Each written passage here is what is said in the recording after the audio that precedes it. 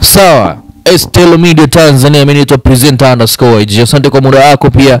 Niko na Wilfrida Mchome. Mambo vipi? Poa, ni gani? Uko fresh? Niko poa. It's another day. Another beautiful day. Umemko salama? Another month. Mbona kama kinyonge sana? Hamna. Wala niko. Au shemeji kakudhi? Au masuala ya shemeji. Uko fresh kabisa. Niko poa. Niambie mwanangu. Safi. Yeah. Watazamaji leo wanatamani kujua kwamba hapa Estelo Media Tanzania na kwenye tuongee, maana wakituona kama hivi moja kwa moja ni tuongee. Tumeandalia kitu gani? Of course, mimi nilipokuwa bwana nakuja akajebu hapa kazini mapema sana. Nilitumia usafiri wa umma. Wanasema usafiri wa umma wa watu wote, yani mshirikiano. Umma na wewe umma. So umma ya kulia chips. Usafiri wa umma. Umma ni watu, yani umma nikimaanisha watu wote, daladala. So nipanda zangu Costa bana, na moja kati ya vitu ambacho nilikutana nacho akilipelekea pia ukazuka mjadala kwa usafiri ule pale na kuna mtu alipishana na mtu akamkanyaga bahati mbaya. Ushanielewa? Mimi nasili ilikuwa ni mistake, kwa sababu unajua tu sometimes watu wanawahi kazini mapema mwisho changamoto za usafiri. Lakini ule alipokuwa amekanyagwa alijibu tofauti, yani alitoa kauli ambaye haikuwa nzuri na watu wote waligeuka na wakamwangalia, na wengine wakamuuliza kwa nini umesema hivyo. Akasema mimi na stress zangu bana, mniache hivyo unajua. Lakini pia ikapelekea watu kudiscuss ya kwamba kuna umuhimu pia watu kuweza kujizuia au kuhandle hisia zao pale ambapo wanapokuwa wanakutana na watu katika public. Sijui kama ushakutana na kitu kama hicho. Moja kwa moja kwanza mtazamaji unatakiwa ujue kwamba hapa tutajadiliana changamoto ambazo huwa watu tunakumbana nazo kwenye usafiri wa umma kama daladala. Okay. Si ndio? For real? Na kitu ambacho mimi naweza kukizungumzia hapa ambacho kimekuwa changamoto ni hata makonda pia kutumia kauli ambazo sio nzuri kwa abiria ya makondakta. Hili nitalizungumzia kwa sehemu tofauti. Mimi shehe kutokea nimepanda daladala, akapanda bibi mmoja amebeba mfuko wake na yeye mwenyewe amepanda. Yule bibi akaomba hela ambayo atagharamikia kwa ule mzigo na yeye mwenyewe. Wakakubaliana na konda. Mwisho wa siku alipofika mwisho wa safari, konda anamgeuka yule bibi, anataka hela nyingine zaidi. Yule bibi alilalamika. Yani alilalamika sana. Alitoa ile hela lakini kwa machungu makubwa sana.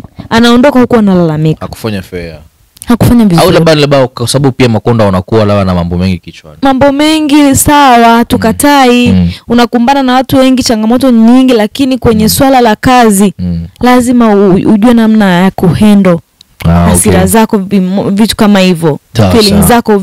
Yani unajua nini? Swala ambalo makondakta wanatakiwa wajue ni kwamba unapokuwa kwenye daladala yani wale maabiria ndio wateja wako. Of course. Na ukiwa kwenye biashara, ukiwa kwenye biashara lazima kuwe na lugha nzuri baina ya kwako wewe lakini pia na mteja wako. Sasa makondakta wanatakiwa kujua kwamba wateja wao ni wale maabiria. Lakini unakuwa na lugha chafu, mtu anamtomkia mtu malugha machafu akiwa kabla hajapanda kwenye daladala, anaongea naye vizuri, anambembeleza pande kwenye daladala. Wacha apande wakaribia kufika. Inakuwa ni ngumu sana. Wanajua kauli ambazo sio rafiki. Kauli ambazo sio nzuri. Imagine umo ndani umekaa na mkwe wako. Umekaa tu na watu wa heshima, achana na wakwe. Yani umekaa na watu wa heshima, baba yako either, yani wazazi, watoto ambao wamekuzidi umri. Inakuwa haipendezi.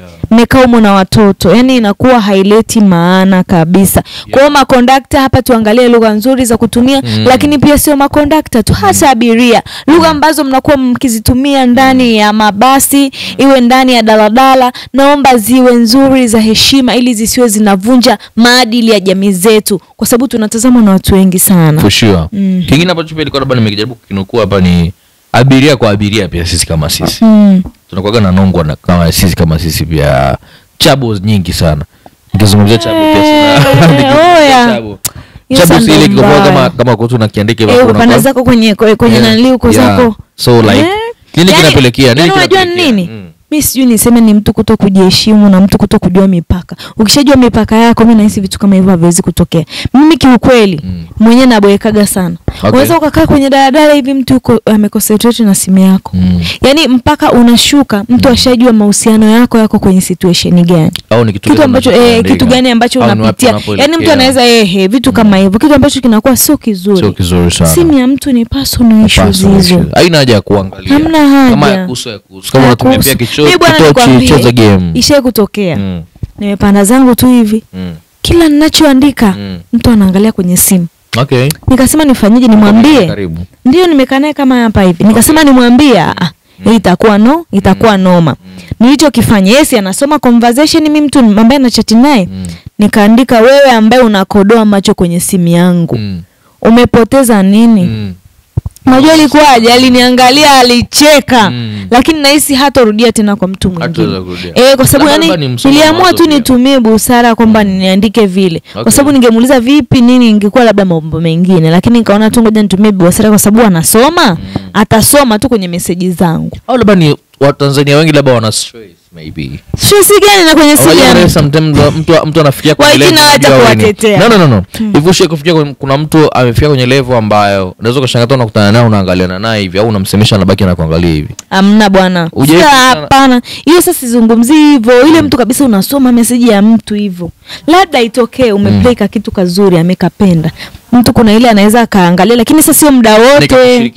Hivyo.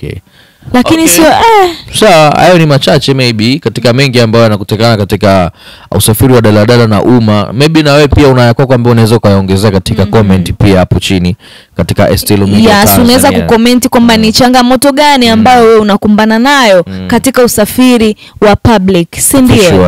Unaweza kuachia comment yako hapo, lakini endelea kusubscribe, kushare link hii ili mambo mazuri kama haya sio yanakupita bwana. Until next time. Yeah. Thank you so much.